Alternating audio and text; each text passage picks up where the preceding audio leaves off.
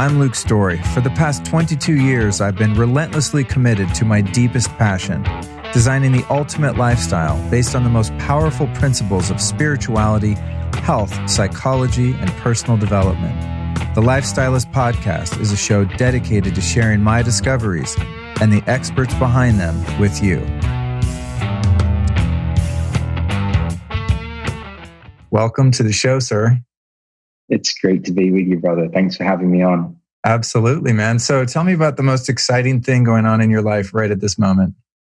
The highlight of my life right now is walking out of my office into my family room and seeing my wife teaching kindergarten and first grade to my children, and them having the gift and blessing of having their mother be available to them all day long without interruption. Literally every time I'm walking in there, I'm just so touched, and just so grateful for the gift that is emerging out of this challenging time, that we as a family are together and spending time in proximity. That is just time that is just so valuable. And so that for me right now is everything. I love it. I love it. That's a great way to start off this conversation. And, this will come out, hopefully as things have calmed down and this pandemic drama has subsided to a degree, but I'm sure there will be repercussions, especially for many people that have become unemployed and are going to be hit financially as a result of this country basically shutting down. So I'm sure that people will need that perspective at whatever time they're hearing this. But likewise, as we kind of discussed briefly before we started recording, I've been put back into the stone ages of my recording technology here. Back when I started, I did everything on Skype and Zoom, and there were always these technical problems with connections and earbuds dying and, all this kind of stuff. And I've been so fortunate to do them live in person. So when that became impossible, as was our, originally scheduled in-person interview, I had to make some mental adjustments and find the silver lining in my production process and in my ability to still do what I do. And one of the main things for me has been going, wow, think about all of the people that can't go to work and earn a living now because of what's going on. And thank God I'm able to do what I do with a computer in front of me and an internet connection, despite my being kind of spoiled with really high quality audio and video over the past couple of years from doing them in person and really fine tuning and always upgrading the end product of the content I'm putting out. So I'm stoked that I'm still able to do that and talk to people like you and even live stream it for our friends here on Facebook and Instagram. So that's cool, man. Thank you for the attitude adjustment. And speaking of your kids, from what I understand, you've got 2 sets of twins, right? I do. I've got 2 7-year-olds and 2 5-year-olds. Wow. That's so incredible. And I know that one of your daughters has had some health challenges. How's she doing right at the moment? She's doing great. So Celeste and Leah were born in February of 2010, as February 10th, actually, of 2012. So 2015, sorry. And my first set of twins were born in 2012.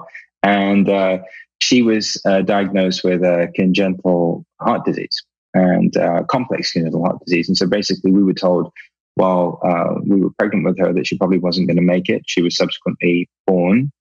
Within hours of being born, had her first open heart procedure. Subsequently went on to have 4 other open heart procedures and then a heart transplant. And so this is within the first 18 months of her life. And she's 5 now. She's healthy. She's the boss baby of our house. She's the alpha baby. she's fundamentally redefined everything for me and for my family. And, she just puts everything into perspective every day for us all. Yeah, I sent a friend of mine who will, I guess, remain unnamed, but he could be watching or eventually listening to this. I sent him a podcast of yours that I listened to this morning, actually, while I was getting up watching the sunrise. That's another benefit of what's going on. The sunrise practice, sun gazing for me has been something that's been difficult to keep up with living where I live now in Laurel Canyon, because it's hard I have to drive up the hill. It's cold, it's dark. But I've been doing it because I go to bed early now because nothing's going on. But I was listening to your podcast up there this morning. He has a daughter with, I would say a similar degree of complications, and is, I'm I'm sure having a hard time with that at various times. So it was a real gift to be able to hear your story regarding that, and sent that to him. And he had just texted me before we started and said, "Oh my God, thank you for sending this. I really needed to hear this right now." So, it's out of suffering often, isn't it, that some of our greatest gifts emerge? Yeah, we need to suffer in order to be humbled, in order to access the vulnerability to receive the help that we need. The whole timing of everything with Celeste was just so divinely orchestrated, because I was an Oprah in February of 2013. My book came out in April of 2014, and we were notified that we were pregnant again. And we were just on one high after another. I mean, it was just this amazing wave of grace that was traversing through our life. And all of a sudden we get the phone call from the hospital that there's an issue in one of the ultrasounds. And in that moment, it's like everything gets redefined and everything stops. And it's the cracks, right? It's the cracks in the identity, the cracks in the persona, the cracks in the success and the fame and the reach and whatever all of these things are, through which grace enters our lives. And, her journey for the last 5 years has been nothing short of extraordinary, because as much as she's the one that's been going through it, my family's closer together now than it ever has been. And I always say to people, she specifically came into my life to help me correct my own heart defect, to help me become clear about what I was living for, what was driving me, what was motivating me, to help me understand what was important and what we as human beings really need. And, I've discovered in so many ways, brother, through all of the explorations that I've done during that 5-year window, that really our biggest blessing is just this gift of connectivity that we share with each other. There's nothing transcendent about it. There's nothing, amorphous about it. There's nothing other dimensional about it, other than just one human heart authentically being present for another, like we are now. Out of all of the spiritual teachers and inspiring people that I've interviewed, and there's been, I guess right now I'm up to about 200 interviews. Some of them have not been necessarily spiritually oriented, many of them just about general health and personal development. But it's very rare that I interview someone who's deeply committed to their path that hasn't gone through some pretty serious adversity. And the ones that haven't, I always find them to be the most interesting, because it leads me to believe that they must have had a lot of experience in suffering in prior incarnations that led them to their commitment in this one. Because you look at their life here and everything's been relatively smooth. They didn't have a significant amount of trauma or addictions or illness or any of the things that so often drive us. As you said, through those cracks they create in the armor, the shell of the ego, the identity that persuade us and encourage us to seek a greater understanding. So I always find those people really interesting. I'll ask them, like, what was it that hooked you, that caused that surrender experience? And every once in a while, someone's like, nothing. I just love God. I always find that so odd and so curious. In terms of your experience growing up as an Indian kid in London, did you experience any adversity as a kid? Was there any trauma or bullying or not feeling as though you fit in or any of that led you to a spiritual path? Or were you just drawn toward, meditation and mindfulness and all the things that you like to share now? I think the biggest blessing for me was that the first 5 years of my life was spent with my grandmother. And my grandmother was an extremely devotional woman. She would pray every day. She would chant every day. I grew up in the meditation room in the house. There was the thick smell of incense every day, that good temple incense. And this was my introduction, onto this planet. And of course, being Indian in the UK, lots of gurus and saints and sages would come to visit London on their way to America, on their way to other places. And on the weekends, we'd go and see them and have darshan, and they bop you on your head with some peacock feathers and some Indian sweets. And typically, you have to stand in line for about 2 or 3 hours because there's a lot of Indians everywhere. And I would always get to the front of the line with my family, whatever family member I was with, and they would always just say, "Thank you for incarnating. We've been waiting for you." And I just found that to be the strangest thing ever, and this is when I was still very young. Also, this phenomenon that's kind of expressing itself through me was also expressing itself through me then. I just didn't understand it. And in some ways, I was afraid of it. I've always had a very heightened sensitivity. very, very heightened sensitivity. I could basically feel things in people. I could see things that were going to happen. I could experience things inside of myself that were happening in the other person. And I would be able to tell them exactly what I was feeling. And it's like, how do you know that? I've never shared that with anyone in my life. And some of the earliest occurrences of this phenomenon, or the manifestation of it, were that my aunt was actually dating, who is now my uncle Perez at the time. And my grandparents were having a bit of a hard time with this relationship. So my auntie would say to my grandma, I need to take Panache out to get some ice cream, right? So it's great for me. Upside was a lot of ice cream, right? So I'd end up in a park, and they would kind of do and keep an eye on me. And I'd be sitting there just kind of playing and minding my own business. And I remember distinctly that people would be drawn to me. And this is one particular occasion when this slightly elderly gentleman was drawn to me. And he had just been burdened by a life, Luke, just that kind of worn down, like shoulders hunched over kind of an energy. And he sat next to me. And then all of a sudden, he began to unburden himself.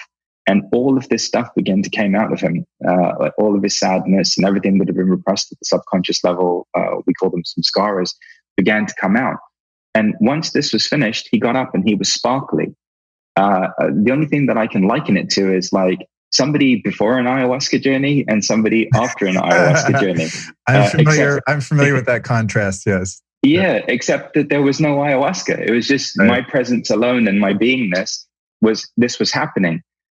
So I was just weird, bro. Like I was like so bizarre in the context of life. And even though I was in a spiritual family, they didn't know what to do with me. I mean, this was beyond, what they were even aware of. And so life was hard, because when you get older, you become a teenager. It's all about finding belonging and community. And I didn't really fit in anywhere. I didn't understand this kind of herd mentality, right? So of course it made me a target. Subsequently was bullied and, had to learn to stand up for myself. And I learned very early on that if I could match the energy of the person, that would be enough. So I learned as almost like a self-defense mechanism that if there was an energy coming at me, if I could match the intensity of that energy, that 9 times out of 10, that person would back down. Because what we were responding to is the energy. And so for the most part, I was fine. There was some experiences that I'd had. But my saving grace came through music in the UK in my teens. During all this bullying and everything that was going on, there's some stuff going on at home with my mum and dad where, I wasn't sure that they were going to make it at this point in their marriage. And I turned on the radio, the FM dial at that point, FM dial. Yeah, I remember the FM dial. Some of you are going to have to Google it. And basically in London, they would hijack both ends of the FM dial, right?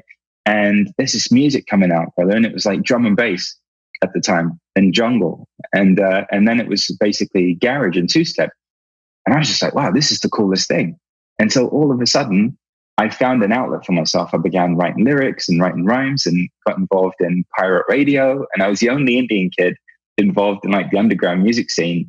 Of course, the only problem with that at the time was that it was very dangerous because all of the best music was going on in all the underground clubs. And there was typically a lot of violence there, a lot of kind of beefs that were being settled in real time in these environments. And the culmination of this for me, this kind of phase of life in London happened actually at a club in Brixton. I had an altercation prior where 3 people had kind of jumped me because I was Indian and in the place that they felt Indian people shouldn't be. And then I was embarrassed to go home. So I went out, ended up in an after hours club. And before we got there, somebody had been shot. And this was a very serious situation that happened we didn't know about. Next thing you know, there's another altercation that happens with some friends of mine. Next thing, guns are drawn. And the Metropolitan Police surrounds the club. They won't come in because they don't want to breach the club because they don't want a shootout or a hostage situation. And we were basically just let out one by one. And in that moment, I realized that I was living a lie, that I had to get back to the spirituality of my childhood, that I was tired of making other people happy, predominantly my grandfather, because I was Indian. I was even studying a degree at that point that I didn't really love. I wanted to study philosophy, but he basically talked me into doing law and business studies because unless you're a doctor or a lawyer, you're a failure when you're Indian. Many of my Indian friends support that same narrative, in their experience. It's interesting. Yeah. Yeah. So, my wake up call came in this moment of just, okay, if I keep doing what I'm doing, not just the music, but everything that I'm doing, not only is the suffering getting louder and louder and louder, but I'm actually now putting my life in jeopardy in being in this situation. And I sat down with my mom and I said, Mom, I'm dying here. I'm miserable. I'm trying to make everybody else happy. I'm trying to do what everybody else wants me to do. But this is just, I'm miserable. I have to go and live. I have to go be a monk. I have to go away and live like a monk for 6 months. and these words just fell out of my mouth. And I ended up moving to an ashram, residential retreat center, lived a monastic life for 6 months. And that's really where my return to spirituality, return to the deep immersion of spiritual connection, the oneness, and the return of all of the gifts began, was in the ashram. Wow, there's so much to unpack there. It's interesting that you were a kid and experiencing these cities, right? It sounds like, of varying degrees, meaning these sort of phenomenon of spiritual energy and transmitting Shakti to the kids in school, and they're going, who is this freak? I imagine that it's like, the kid that has ESP powers and, everyone's sort of afraid of. I'm picturing that. And also I really relate to the experience to a lesser degree, because it was only a couple times this happened. But I remember being a little kid in the Bay Area where I lived primarily. And at one point, my mom, she doesn't like when I call her a hippie, because in the 60s, hippies didn't shower a lot and, kind of roamed the streets and did a lot of drugs. And that wasn't really her scene. She's like, I was a mod. But to me, she was a hippie because of the incense and the music that was played in the house and the, floral dresses and just the whole vibe, lots of plants in the house. It was a very earthy kind of vibe. But anyway, at one point we got invited to go see Swami Muktananda, who at that time in the late 70s had an ashram in Oakland. And so we went there to go to darshan. And with a friend of my mom's, we went and stayed the night in Oakland. And I remember being a kid, and the minute I walked in there and took my shoes off, I just felt so at home. And it had such a huge impact on me to the point that later in life, when I was really in dire straits myself, Eastern mysticism and the Indian saints, sages, and gurus were the path that I first found as a means to salvation. But the Shakti experience of Muktananda, just being in his presence, had that much of an imprint on me. I think I was 8 or 9 years old. It would have been 78, 79, something like that. That really forged my path. And, of course, all of these years later, now I'm 49 years old. And I mean, those teachings and the various forms of yoga and meditation and going to India myself many years ago for a period and all that, had such a big impact. And it's interesting, I think, as I'm not a parent, but as a parent, I can imagine you don't know the impact those experiences are having on a kid because you're just kind of dragging them along to what you want to do. But that spiritual energy is real and it's palpable and influential, and it does imprint the consciousness of a kid who is perhaps karmically destined to be there at that moment and have that experience. But I'll never forget that. And also the thing that I remembered about it was when I went up to get my blessing, my mom was by my side, and he said, "Oh, this boy has a very old soul." And I was like, yeah, because when you're a kid, everyone treats you like a kid, and you want to be old and tough and all those things. And I was like, yeah, Mom, listen to that guy. I've got an old soul, And it's just one of the most cherished experiences of my life, and memories like that, and many others to follow. So I love that part of your story, that those things had an influence. And I'll be in a Kundalini yoga class or something now and see someone there with their kids, and I'm always like, yes, good move. Because no matter what path they end up taking, maybe they don't become a spiritual teacher, but the energetic imprint and influence is undeniable, whether they're interested or not. It's just being in an energy field that's that uplifting is so powerful. So thank you for sharing that. So you have this kind of, awakening experience where you realize, although you're enjoying music and clubs and, you're finding a tribe amongst your friends, you go off on this retreat for 6 months. How did that evolve in you becoming a spiritual teacher and earning a living doing that? And B, although I didn't name A, have you ever struggled with reconciling kind of creating a brand and marketing spiritual gifts? So what was that transition like? And has it been something you've had to tread carefully around, or has it just been a natural progression that you didn't have to think about much?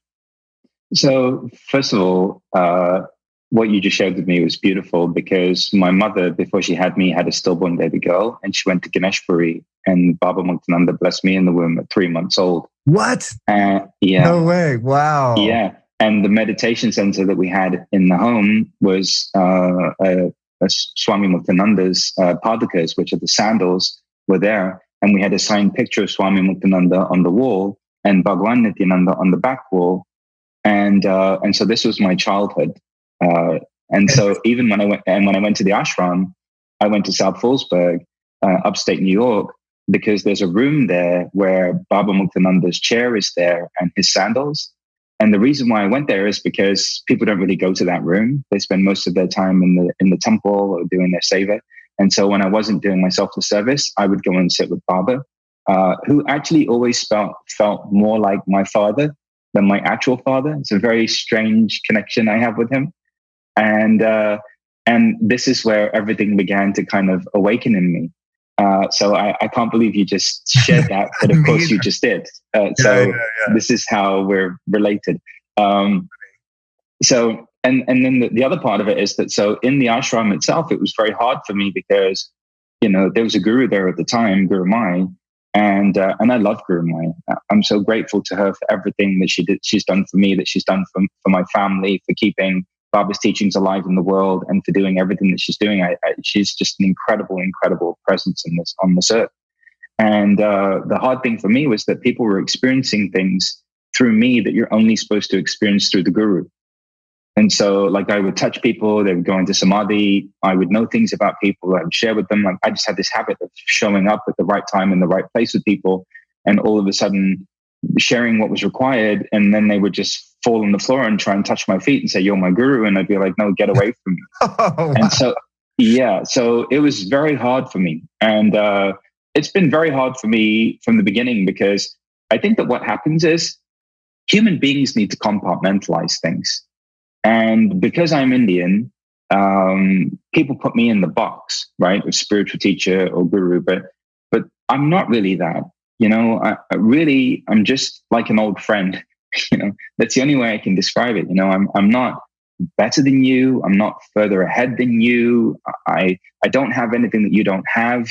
I'm just displaying a potential that you have yet to remember. That's all it is. And so when everything first happened, especially after I had my real kind of awakening experience where I experienced the divine, I wasn't teaching. I was in bliss. I was in absolute bliss for 3 to 6 months, just in an exalted state of connection. And there were no words. People had heard what had happened to me. They would just come and sit with me. And just through being in the presence of the Shakti, whatever was going on with them would transform. You see, so the misconception is that teaching happens through language. It doesn't. In India, we have this deep tradition of presence. And that is actually the presence, the transformative presence, that is the guru. But that doesn't belong to the individual. That belongs to God. That belongs to all of us, right? I think that we falsely identify with it as us, but it's not us at all. We're just the vessel and the vehicle through which this manifestation is unfolding in the world. And so, thank God, I've always been a reluctant messenger.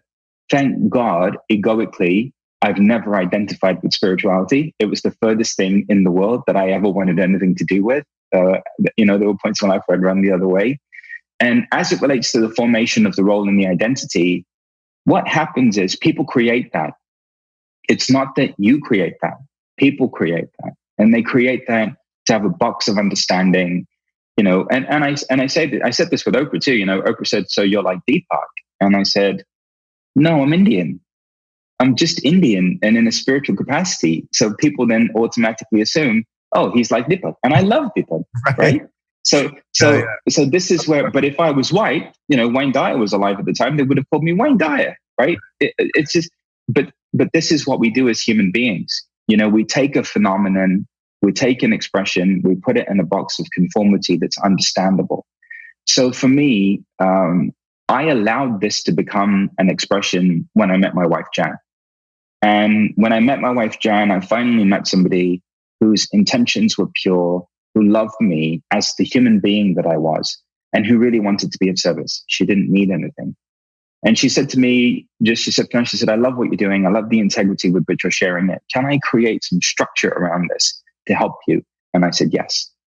And so this is kind of how it all began, but prior to that, like prior to '07, I was just wandering around with a backpack and a gold donation box and a second generation iPod, just giving Shaktipat to people, basically. Just like just completely giving Shaktipat to everybody. And it didn't matter. Like, I was just completely in flow. And when she basically said, you know what, I really believe in what you're doing, let's give it some structure, that's when it began to take a form and began to cultivate a platform. And I realized the benefits of that, because I think that sometimes people have an aversion to certain things. And I don't think that we're meant to have an aversion to anything. I think that we're meant to be empowered to create some kind of a structure, not that it becomes a prison, but just enough of a structure so that we can be effective in the world. And so that's how I navigate it now. Of course, the Shakti in and of itself is formless and boundless. So it doesn't matter what container you put it in, it expresses infinitely because it's what it is. And so that's how I reconcile the two. And the other thing too, bro, for me, is that, you know what, this is a calling. It's a calling. And I think that's the other thing too. There's a difference between having a career and having a calling. And when it's the thing that you have to do and it's aligned with who you are at the level of your soul, it's so natural and authentic to you, that you have no choice but to be that in the world. And so that's basically that's how I've ended up here. Yeah. That's a really great articulation of that experience. And going back to the beginning of that, a phenomenon that I've always found really interesting is the phenomenon of the fallen guru, the one who's being used by Source as a channel, is given certain abilities and powers, and then through a lack of education about the potential risks involved in the ego taking ownership of that and using it for its own selfish ends, they fall prey to lowering their consciousness and even, becoming quite unintegrous in some cases. And it's just, it's part of the human phenomenon I've always been so fascinated with, is you have someone, and I don't know this to be a fact, but based on observation and other people's accounts, the saint Satya Sai Baba comes to mind, who I went to see and have darshan with many years ago in Puttaparthi, India, in southern India. And a few members of my family had been traveling there quite a bit and living there for long periods of time. And that was the first time I ever heard firsthand accounts of miracles being performed, vibhuti being manifested, and little trinkets and rings, and bilocation, and speaking multiple languages at once to a group of people, and really fantastic things that were being relayed to me by people that I knew weren't liars and weren't nuts. And so that was kind of my first introduction into seeing that perhaps God can work through people, and that some people are chosen and they have these powers. And so that was really actually the first kind of entity that I ever prayed to in my life, because I didn't really grow up with a strong structure of spirituality or religion or anything. And when I was addled with addiction, I think the first prayer I ever had was praying to Sai Baba. And I had his book or a picture of him, and I would ask if I could be set free from these addictions. And so that's a whole other, story that perhaps we'll get into another time. But whether or not he was able to channel the answer to that prayer or not, the prayer was answered, and I've been free for 23 years now from that bondage. But what ensued after that was all of this scandal around that particular guru, and that the general story of people that have no agenda in tearing him down is that he's one that had natural God-given powers and could manifest things and used his powers for good and built hospitals and schools, and people that donated money, he gave it away, and, just really was acting in a saintly way. And then at some point, because the personality or ego came into play, then he had to start faking the miracles as a magician in order to kind of keep things afloat, and again, I don't know whether or not that's true. It could be used as a parable for any number of enlightened beings that have graced the planet that were unaware of that particular part of the teaching that you just explained. that one must be careful to not take themselves personally, right? And to think that one is the source of these powers or abilities to, cause someone to go into samadhi or whatever these experiences that you're describing. So it's so fortunate for you that inherently you kind of knew to watch out for that. And early on, I've never had those kind of powers that I'm aware of. Although I have been told when I'm around people, they tend to calm down, which is nice to hear in certain cases. But one of my early teachers used to always warn me about the spiritual ego. That as you start to awaken, you must be ever mindful, because the ego's there waiting for any ability or identity to embody and capitalize on and use for its own ends. And so this is, back into that phenomenon where you have someone who has true gifts, but then they lose touch with the essence of it because of the propensity of the ego. So is that, and there was another part that you talked about that I want to touch on too, but that I think that's just something that's so important for anyone to remember that is exploring their gifts or has God-given gifts, or they're doing their spiritual work and they're studying meditation and keeping up with their practices, that as you start to elevate your consciousness, we're all at risk for sort of being led astray through the maya of that tendency of the ego to rob you of that gift. Yeah, that's a beautiful awareness, and I think that just to help further cement that for people is that in India, spiritual gifts are the booby prize. You're not engaging in your sadhana, your spiritual practice, to cultivate gifts and abilities. Any manifestation of a gift is actually a trap and a limitation. And what's been interesting for me too is that I could always see through everybody. So when I was around a lot of these teachers and gurus and around a lot of people in the space there, I can see through them. I can see through their energy and their intentionality. And I was always very present to where it was coming from. And the interesting thing is, and this isn't just as it relates to gurus and spirituality or spiritual teachers, this is as it relates to all of us. Any box that we put ourselves in is a prison that we have to live inside of. So if I were to all of a sudden become a guru, then I would have to live inside of the box of a guru and then have to experience every limited agreement and construct around that role. And this is why we have to understand that every role that we identify with is a limitation that eventually we have to transcend. In oneness, life is as you are. And all of these phenomena that are unfolding through people, and we all have the capacity to have these things unfold through us. It's just that we're limiting ourselves so much.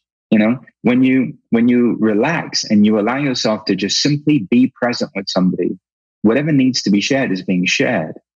We don't have to label it. We don't have to identify it. It doesn't have to be made a big deal.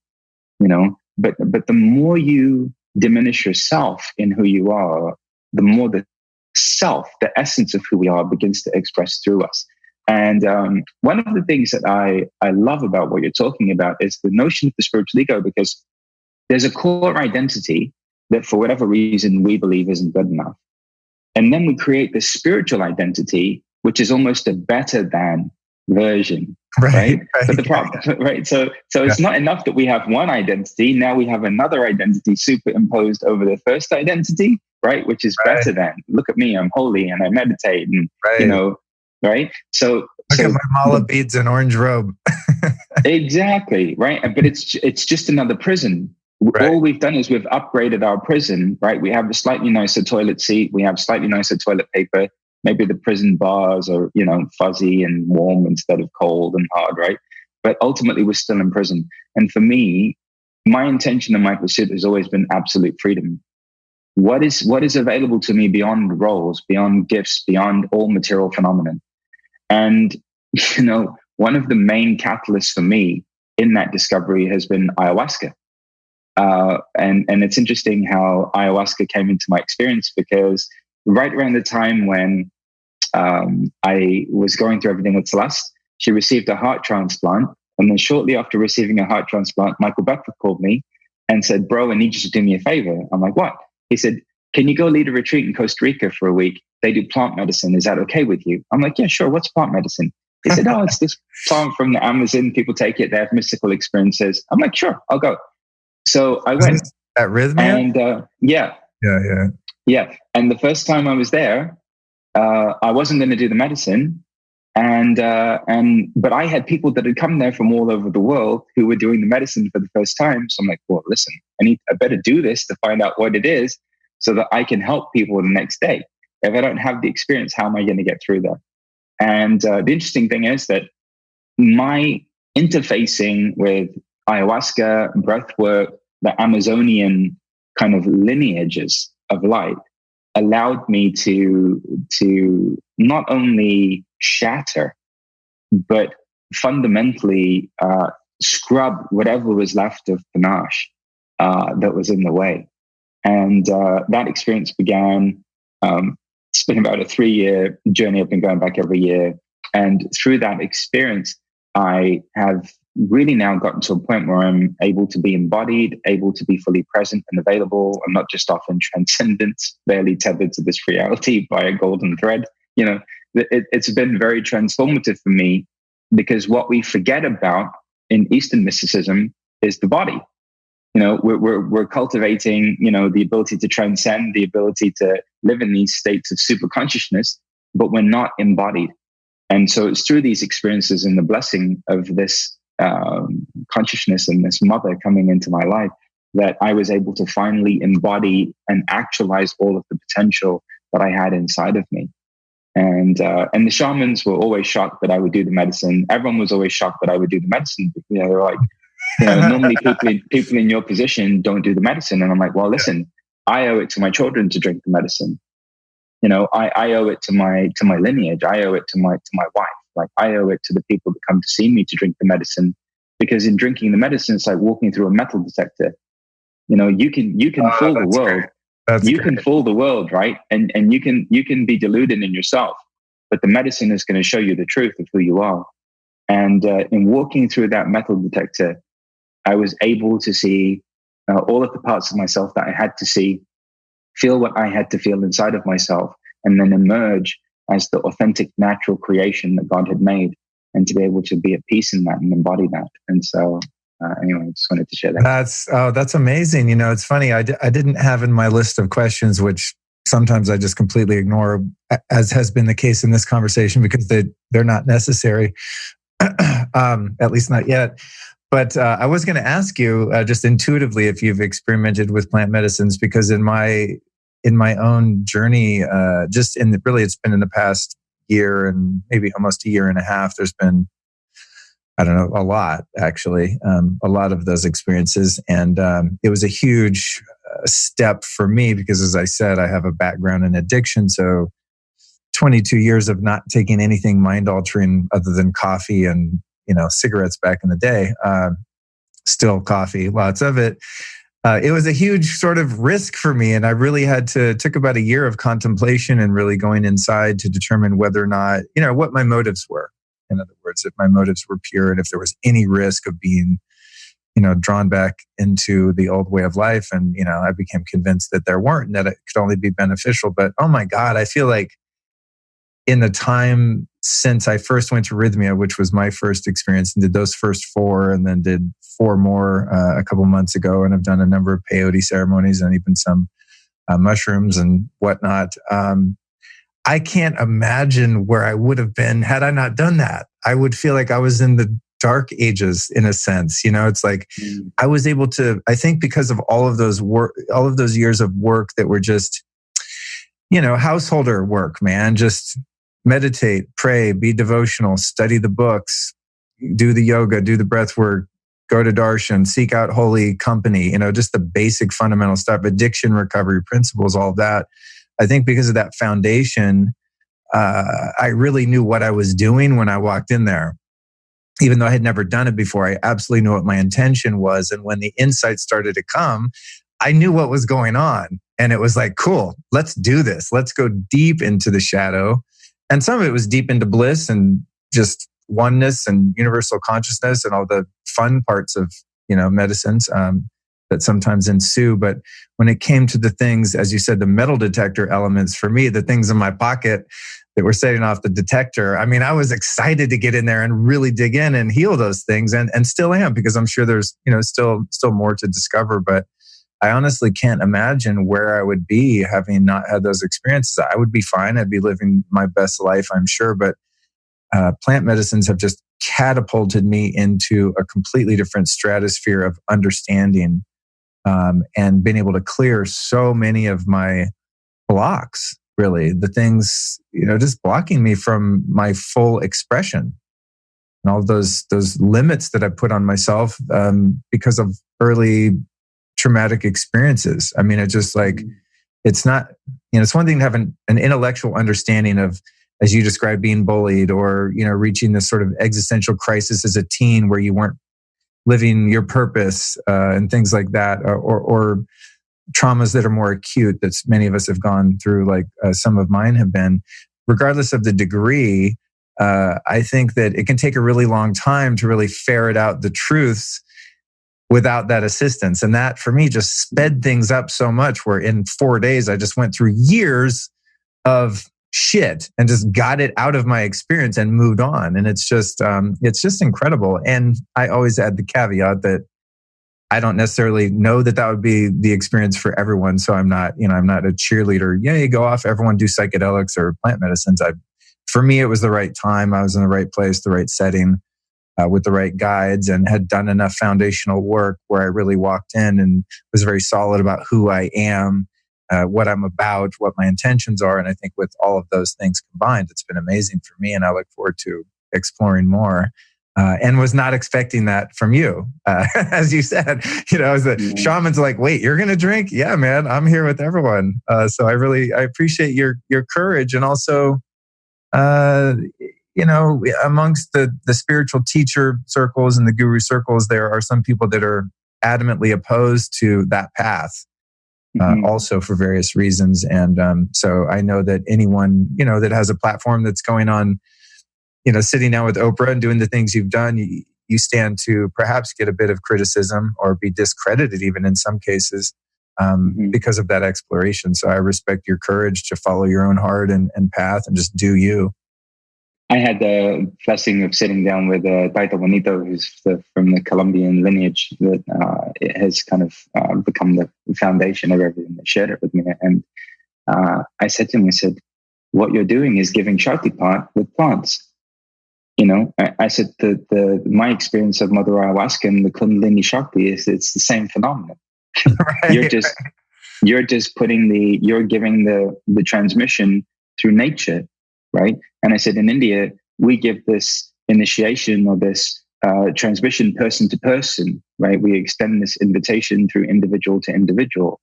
Baba used to give Shaktipat to thousands of people at once, right? And Guru Maya gives people Shaktipat to tens of thousands of people at once. And so, what's happening? What's happening is that we are communing with this presence that is outside of time, outside of content, outside of context, that is pure. And in the presence of that purity, our vibration and our frequency gradually begins to up level, and everything that's dissonant and everything that isn't in harmony begins to fall away. And the interesting thing is that in everything that I was experiencing with ayahuasca, every time I would teach at Rhythmia and do a session there, they would have ayahuasca experiences without drinking the medicine.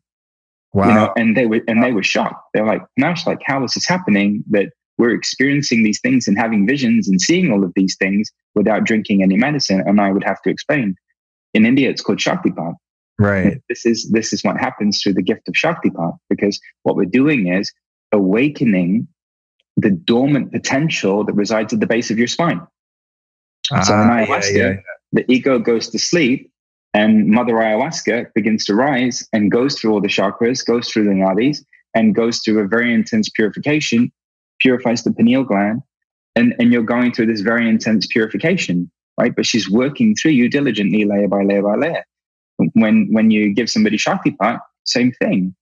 The dominant control part goes to sleep, and then the Kundalini Shakti arises, as the Kundalini Shakti arises and she's freed from the dominance of the mind and the ego, she purifies the chakras and the nadis and produces these phenomena.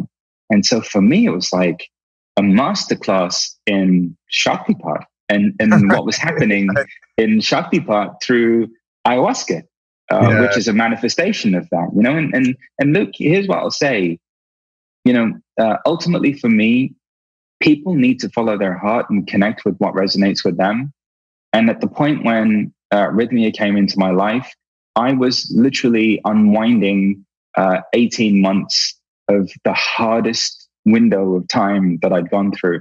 There was a moment with Celeste where she literally flatlined for 8 minutes during one of her surgeries. We lost her for 8 minutes. And as they were about to put her on life support and make the incision, she came back into her body. And so, you know, it was a very, very intensive time, and that I needed with every fiber of my being, right? And so again, search your heart, you know, search your intuition, search your guidance, you know, be aware of what works for you. But in any way, actually, it doesn't discredit anything that anybody's doing. It actually validates it, because if you can make it through that metal detector of ayahuasca and still be sharing and still be being of service, then that means that what you had was real in the first place. You know, a lot of my peers and colleagues were afraid of drinking ayahuasca because they're afraid in some way it's going to mess up their gift or their vibration or their ability. And actually, that's just fear. It's just fear is all it is. It's not going to mess anything up. It's going to leave what's meant to be left. And what isn't meant to be left is going to be stripped away, which is the same thing that the Kundalini Shakti does.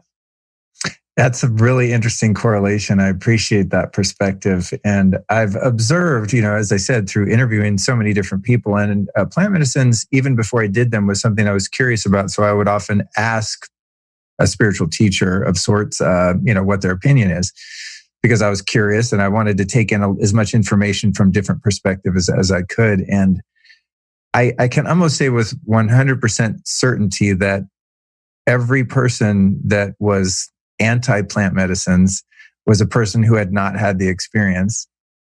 And every person I've interviewed that has had an experience said that they benefited and that they're glad they did it.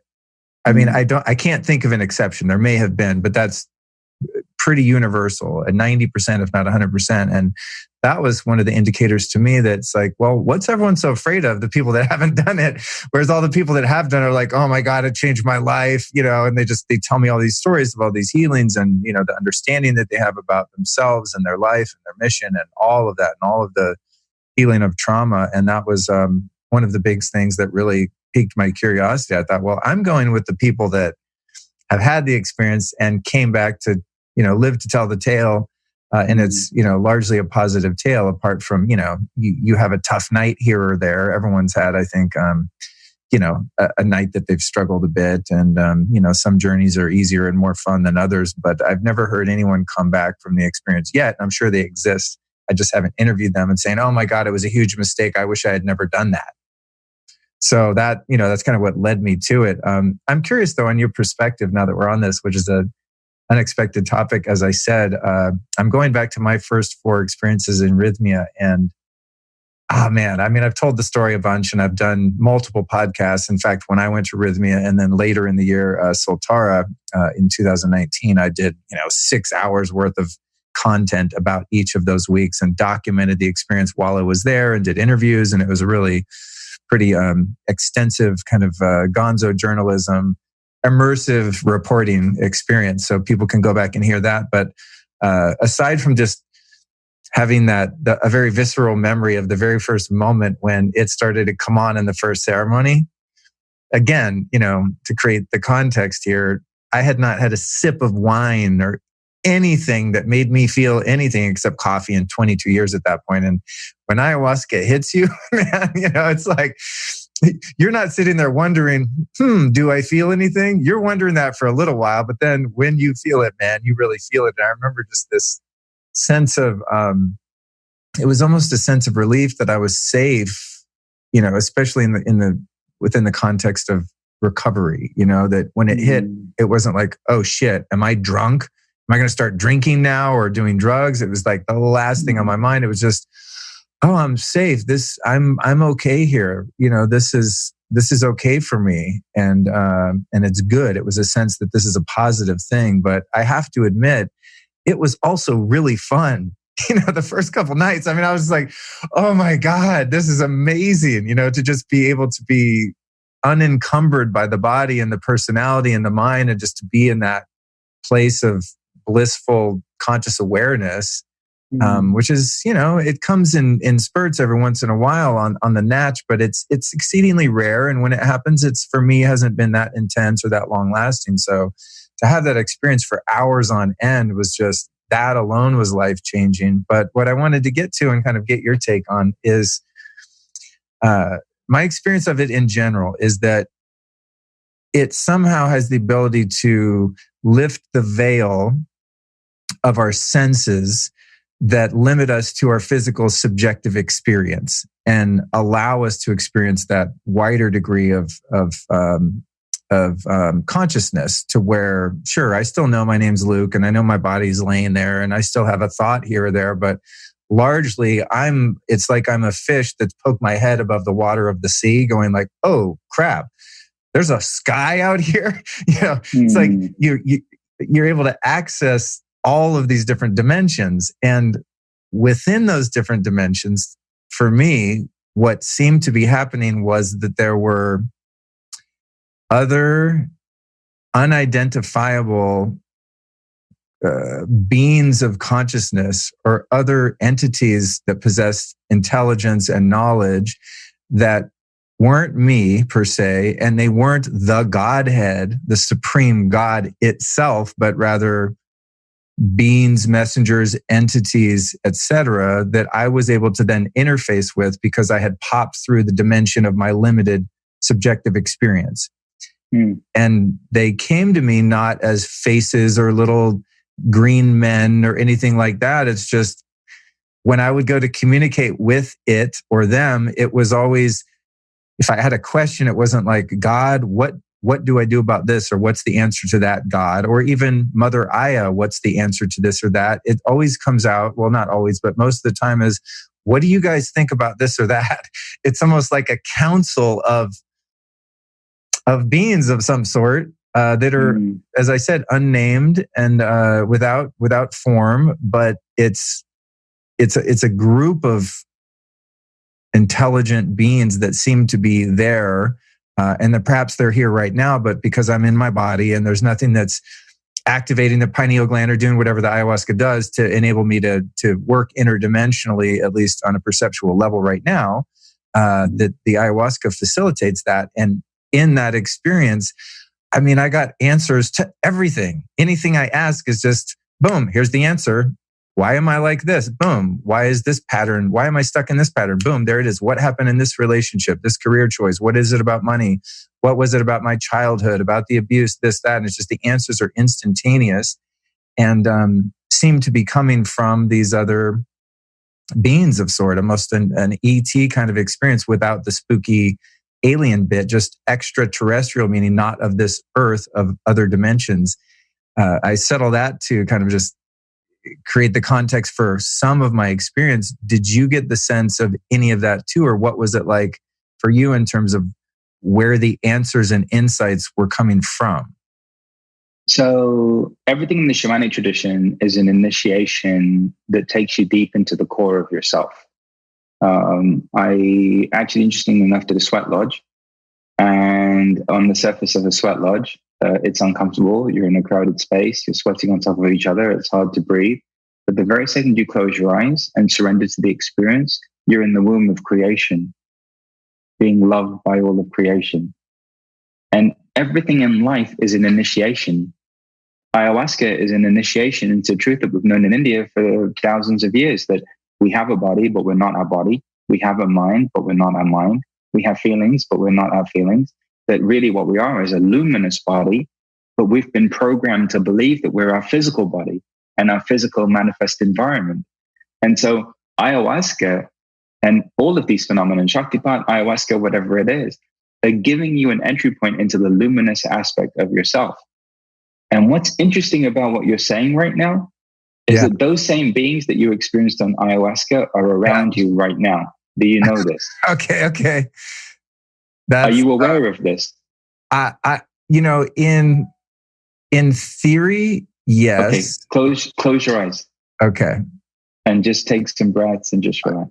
Okay, I'm going to get back to focus here. Forgive me. I'm having such a good time that I'm trying to push my next recording back a little bit. I was just sneakily firing off a text. It didn't work, an email, but I got the question. Am I aware that these beings exist here? Making sure that our live streams are going here. That's another thing I'm getting used to, is doing all of this myself. When I do my live interviews, I at least have one assistant here kind of making sure everything's happening. And so we're fine. I'm going to now close my eyes. Just close your eyes and just breathe and relax.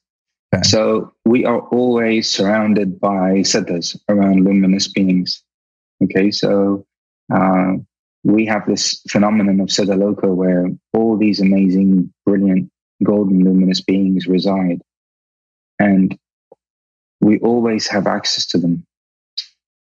So just take some breaths and just completely relax. And I'm just going to ask you some questions and just give me the first answer, okay? And just relax and just breathe. Are you ready? Yes. Okay. So in this moment, as I'm observing you, you are surrounded by luminous golden beings that are about 10 foot tall, that are siddhas, luminous golden beings. So the first question is, how many of them are there, brother? 4. Great. Just take a deep breath. Good. And please ask them what they would like to be called. We need a name for them collectively. What would you like to be called?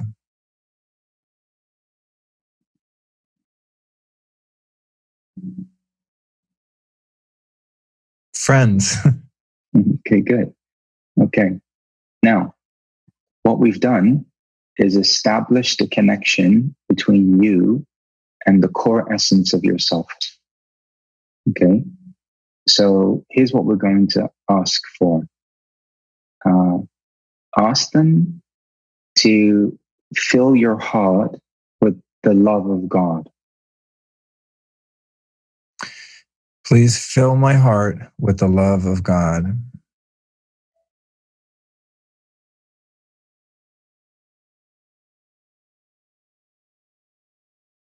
And just for the benefit of the people that are at home and that are tuning in, just describe to us, please, what you're feeling or what you're experiencing.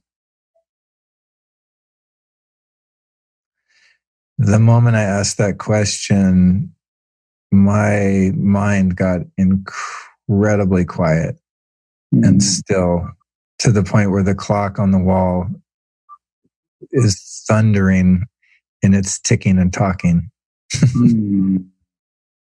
And I had not previously noticed that it was even there. And just continue to breathe and relax. And we're just going to continue to just ask them, please fill me with the love of all creation. Just fill my heart with the love of all creation. Please fill my heart with the love of all creation.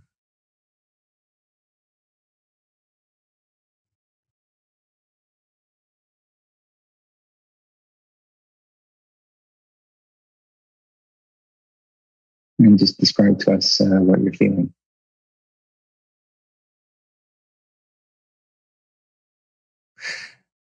A profound stillness. Beautiful. Very still. Very, very, very relaxed. Very theta. Every phenomenon that we encounter is a manifestation of ourselves in a different form. Everything that we experience is us, whether they be another human being or whether they be a golden luminous presence. We are the source of it all. In oneness, life is as we are. And so you can now use this bridge of friends, this connection to this intelligence that's always with you, to ask questions, to receive the answers, to connect with energy, to connect with support, to be of service to others. And so here's what we're going to do. Ask the friends to fully awaken all of your gifts and abilities. I'm going to ask you, friends, to fully awaken all of my gifts and abilities.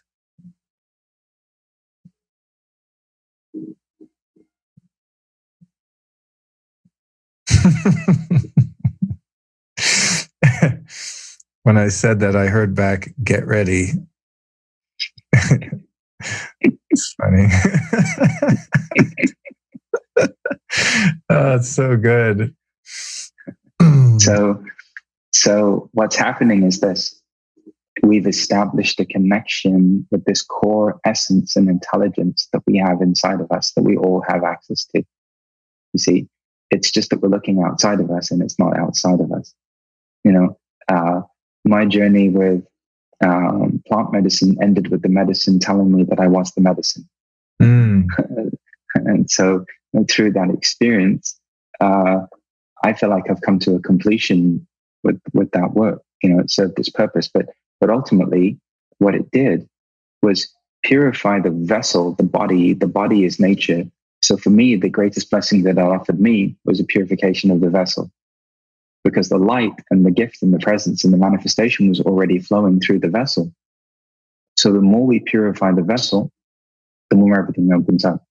And since my experiences now, what I've been able to support people with is guiding them into sustainable states of connection.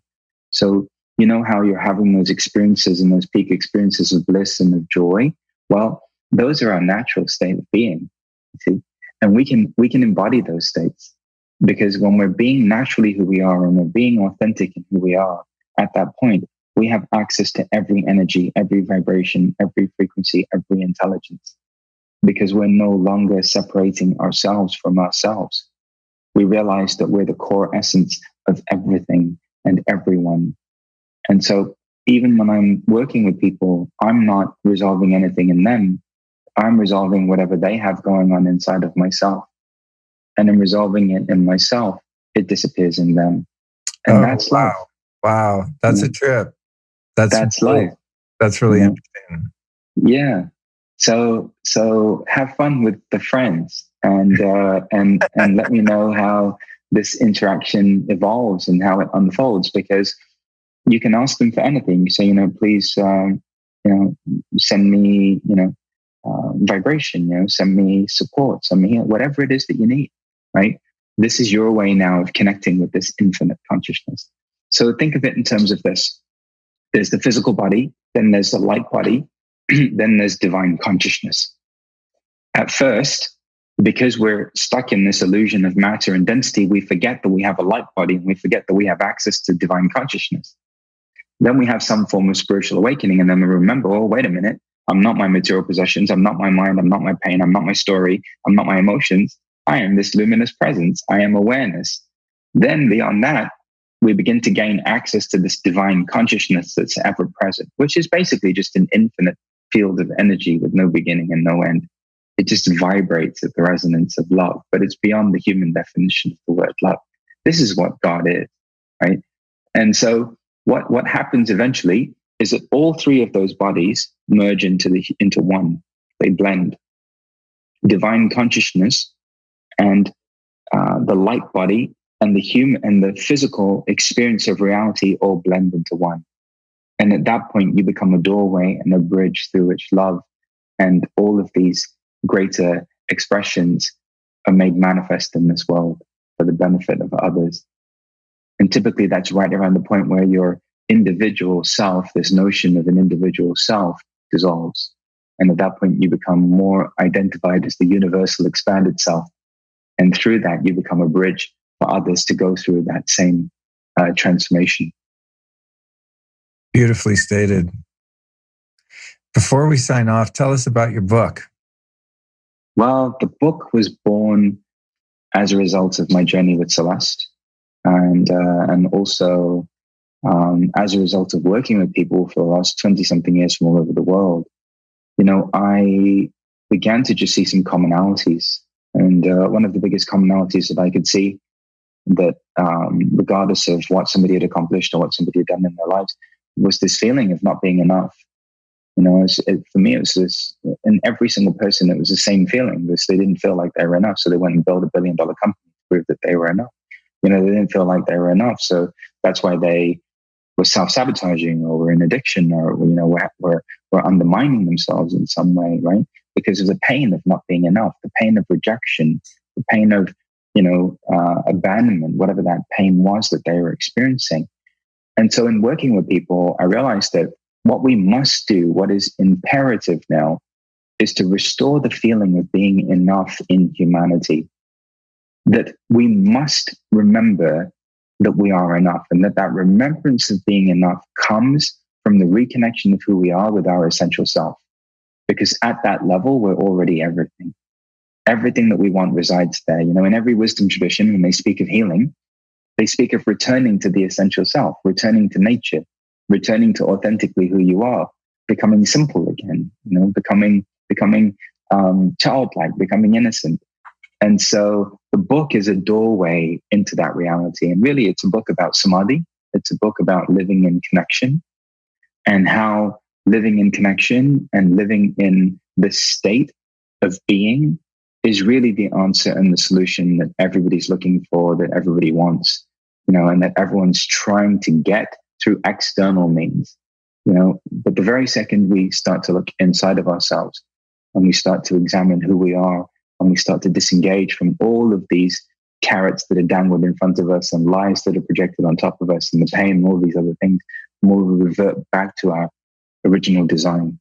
And the more then our humanity becomes the doorway through which we experience our divinity. Or I should say, the more our humanity becomes the vehicle through which divinity expresses itself in this world. Beautiful. And the book is You Are Enough, just for those listening. And those watching the video on YouTube, you can see the cover, that yellow cover right behind you. Well placed cover. Had you been here in person, it would have been over on that little table there in between us. Oh. I like to have the talk show set, with the little book there and everything. But had I been there in person, I would have just hugged you the whole time, and we wouldn't have even had a conversation, because I just love you. Like, I feel like I just reconnected with a brother. Like. Likewise, man. Yeah, we would have been hanging out with the four luminous friends here. But I really resonate with that. And I think it's such a great reminder for people that the answers really are within. You're enough in that sense also, not just that you're worthy, but that everything that's required to make it through this life and beyond is already been gifted to us. And, going back to the plant medicine experiences, as those experiences for me progressed, and I would ask those questions of the they or the them that appeared to be there, what progressively started to happen was that the answers actually were coming from myself to myself, which wasn't the case at first, but eventually that's where it got to. So I'd be like, what do you guys think about this? Like, why did this breakup happen? What was there to learn there? Or, what should I do about the book that I want to write, or this or that? And then I would be telling myself the answer. And I found that to be really interesting, that it started to communicate to me from me, like a letter to myself. And that was a further indication to support your premise here and the premise of your book, that they are there, because there is no separation between me and that answer that lies out there in the great plane of reality and truth, right? That there's no separation between the truth that I contain cognitively as an awareness and the truth that lies universally in existence. It's all one and the same thing. And I'm just a single point of awareness within that consciousness that gets caught up in that single point, thinking that, it's out there, I don't have it yet. Yeah. Right? What's amazing too is that actually the more you cultivate this, the more you realize that this little black box, right, called the subconscious, has been recording everything your whole life. And all of the information that you need for your life is there. And then all of a sudden you start having complete recall of everything. Right. Of everything, of all of it, the whole thing. And that comes in stillness, and it comes from a state of peace and connection. Because when we're feeling peaceful, that's when we're being ourselves. Everything else that we're feeling isn't really who we are, but peace is really who we are.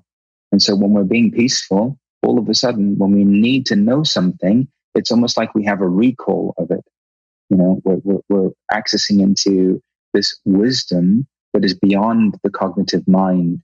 We realize the limitations of the mind, and even the need to develop the mind, because all of the answers and everything resides intuitively at the level of the soul. Right? And so this is how we begin to start to live in life. And it becomes quite magical, because there are only really two signs of awakening. The first is you become less reactive. And the second is you experience heightened synchronicity. That's it. And so if you're less reactive and you're experiencing more synchronicity, that's it. You're heading in the direction of your soul. That's it. Right on. Yeah. Right on, man. Well, I've learned so much from you today, as has our audience, I'm sure. Who have been 3 teachers or teachings that have influenced you in your work that you might recommend the audience go check out as well? I love, obviously, Baba Mutananda and a lot of the books that he wrote. I think Play of Consciousness is a must read for people, absolutely people who meditate on the path of awakening. Ram Dass, for me, was such a blessing on this earth, bro. He was such an amazing bridge between India and America. And his teachings and his presence, very, very powerful and very, very instrumental in bringing the wisdom and the gift and the blessing of the East into the Western psyche and into the forefront of the Western consciousness. And so Ram Dass, while he was here, was so instrumental. And then the third, for me, is all of the people that I get to meet every day. After a while, you realize that it's only God speaking to you. When you really learn to listen, you realize that this infinite intelligence is speaking to you, through every form, through every person, through nature, through all things. And the more we cultivate this ability to listen and be available for what's being communicated, the more we realize that there's only one energy at work here, and that energy is love, and that everything's bringing us home to ourselves. And so check out Play of Consciousness, check out Be Here Now, and also just cultivate the ability to be available to what life is wanting to communicate to you and how life is communicating to you, because it's all manifestation of grace. Awesome, man. What a great time to put a bow on that gift. Thank you so much for your time today. In closing, tell us about your social media websites, anywhere we can find you, your books, your work, any events, anything you want people to know about.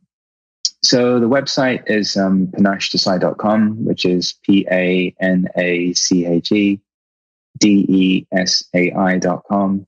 I'm on Instagram at Panache Desai. I'm on Facebook at Official Panache Desai, I think it is, or Panache Desai fan page. So just search for me. You'll see me with the check mark. And just stay connected.